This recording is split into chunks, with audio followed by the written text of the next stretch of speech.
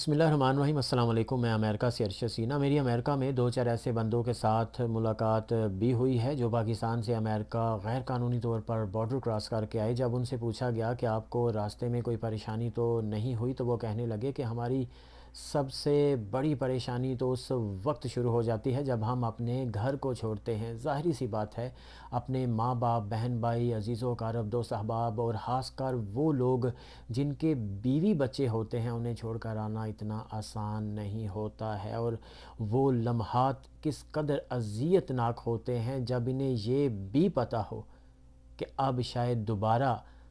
اپنوں سے ملاقات ہو بھی پائے یا نہ۔ کیونکہ ظاہری سی بات ہے، بارڈر جو کراس کرتے ہیں، غیر قانونی طور پر جاتے ہیں، موت بھی ان کے ذہن میں ہوتی ہے کہ راستے میں کچھ بھی ہو سکتا ہے۔ ان کا کہنا تھا کہ ایجنٹس حضرات جو ہوتے ہیں، پیسے لینے سے پہلے ان کا رویہ اور ہوتا ہے اور پیسے لے لینے کے بعد اور ہو جاتا ہے۔ راستے میں ایجنٹس تبدیل ہوتے رہتے ہیں، ان کی شکلوں کے ساتھ ساتھ ان کے بدترین سلوک بھی تبدیل ہوتے رہتے ہیں۔ ہمیں یہ بتایا جاتا ہے کہ آپ نے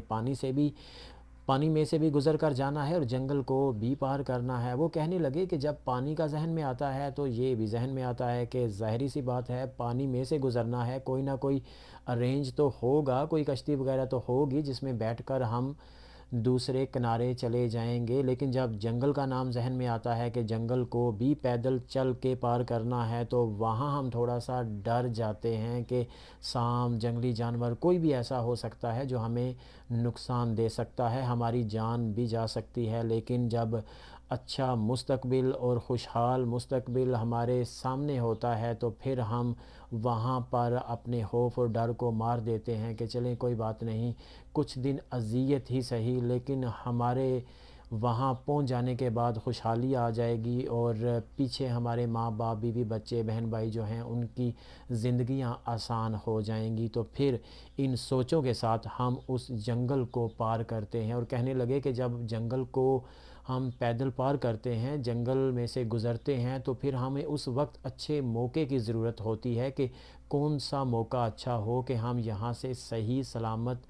اس کو پار کریں۔ وہاں پر دن رات کو نہیں دیکھا جاتا، کبھی دن کو بھی گزرنا پڑتا ہے اور کبھی رات کو بھی، ساری رات جنگل میں چلتے رہتے ہیں۔ وہ کہتے ہیں جیسے ہم جنگل کو پار کرتے ہیں، سامنے بارڈر آ جاتا ہے، وہاں کی انتظامیہ ہمیں دیکھتے ہی ہماری طرف آتی ہے، ہمیں اپنی کسٹڈی میں لے لیتی ہے، سب سے پہلے حال احوال پوچھتی ہے۔ وہ پوچھتی ہے آپ کتنے لوگ ہو، کیا سبھی آگے ہو، کوئی پیچھے رہ تو نہیں گیا، کسی کو سانپ نے تو نہیں ڈسا، کسی کو جنگلی جانور نے تو نہیں کاٹا، کسی کو کسی قسم کا کوئی نقصان تو نہیں ہوا ہے، کوئی زخمی تو نہیں ہے، آپ سب ٹھیک ہو، ہمارا معائنہ کرتے ہیں۔ اس کے بعد ہماری انویسٹیگیشن شروع کی جاتی ہے۔ پھر ہمیں یہ کہا جاتا ہے کہ آپ کہاں کہاں سے آئے ہو، جس ملک سے آئے ہو اس ملک کی ایک ایک علیحدہ لائن بنا لیں۔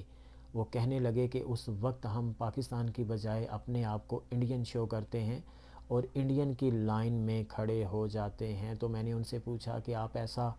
کیوں کرتے ہیں؟ تو وہ کہنے لگے کہ پاکستانی، ایک تو ہمیں پہلے پیچھے سے یہ بتایا جاتا ہے کہ وہاں لائن بنوائیں گے، ہر ملک کی ایک علیحدہ لائن ہوتی ہے، آپ نے اپنے آپ کو پاکستانی نہیں بلکہ انڈین شو کرنا ہے، اور دوسرا انڈین کی لائن میں کھڑا ہونا ہے، کیونکہ پاکستانیوں کے ساتھ اچھا سلوک نہیں کیا جاتا، اور دوسرا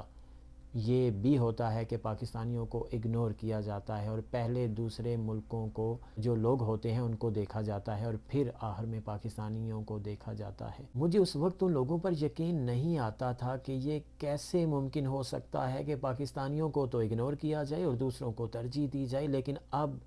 موجودہ سانحہ جو ہوا ہے جس میں ہمارے پاکستانی بھائی غیر قانونی طور پر سمندر کے راستے سے یونان جا رہے تھے، اور ان کا جو جہاز تھا اس کے نچلے حصے میں انہیں رکھا گیا صرف اس لیے کہ یہ پاکستانی ہے، اور باقی ملکوں کے لوگوں کو اوپر والے حصے میں رکھا گیا، تو پھر یقین آ گیا کہ واقعی پاکستان کی حیثیت بالکل اس قدر خراب ہو چکی ہے کہ ہمیں لوگ اب کوئی ترجیح نہیں دیتے، کوئی اہمیت ہی نہیں دیتے۔ کس کا قصور ہے؟ کیا حکومتوں کا، جنہوں نے پاکستان کو آج اس حال میں لا کھڑا کیا ہے کہ ہم اب اپنے آپ کو پاکستانی بتاتے ہوئے بھی تھوڑا سا ڈرتے ہیں کہ کہیں ہمیں اگنور نہ کر دیا جائے؟ یا پھر ہمارا اپنا قصور ہے کہ ہم جب جس ملک میں جاتے ہیں، اس ملک میں ہم بے ایمانی کرتے ہیں، غلط کرتے ہیں، فراڈ کرتے ہیں، تو پھر اس وجہ سے بھی آہستہ آہستہ ہمارے ملک کا نام خراب ہو گیا۔ آپ سب دوستوں سے گزارش ہے کہ آپ دنیا کے کسی بھی حصے میں ہیں، کوشش کیجئے کہ اپنے پاکستان کا نام روشن کیجئے، اپنا کام ایمانداری کے ساتھ، محنت کے ساتھ اور اچھی نیت کے ساتھ کیجئے، کیونکہ ایک تو ہم نے پاکستان کا نام روشن کرنا ہے اور پھر ہم مسلمان بھی تو ہیں۔ اپنا بہت سارا خیال رکھیے، اپنے ساتھ جڑے ہوئے سبھی لوگوں کا بھی، اپنے ماں باپ کا، بہن بھائیوں کا، اپنے عزیز و اقارب کا، بیوی بچوں کا، دوست احباب کا، اپنے ہمسایوں کا، غریبوں، یتیموں، مسکینوں، بزرگوں کا، اور پاکستان کے اس وقت کے جو حالات ہیں ایک دوسرے کا ساتھ دیجیے، آسانیاں پیدا کیجیے۔ جزاک اللہ۔